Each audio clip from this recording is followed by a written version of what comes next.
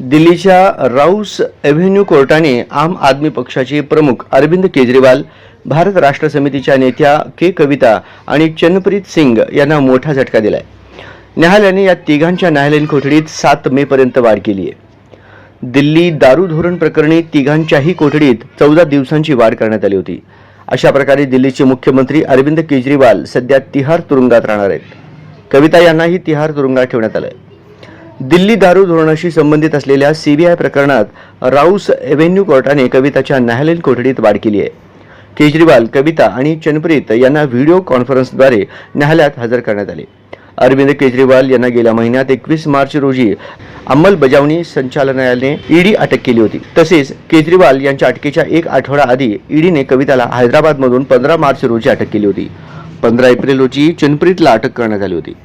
त्याचवेळी न्यायालयीन कोठडी वाढवण्याचा निर्णय अशावेळी आलाय जेव्हा न्यायालयाने आम आदमी पक्षाच्या प्रमुखाची याचिका फेटाळली होती.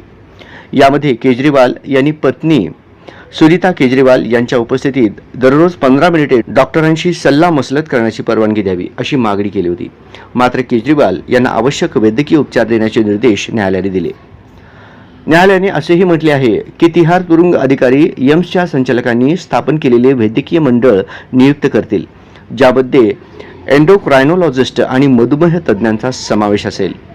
केजरीवाल यांच्या रक्तातील ग्लुकोजची पातळी नियंत्रित ठेवण्यासाठी इन्सुलिनची गरज आहे की नाही हे बोर्ड ठरवेल. याशिवाय त्यांच्या आरोग्याशी संबंधित इतर बाबीही बोर्ड पाहणार आहे.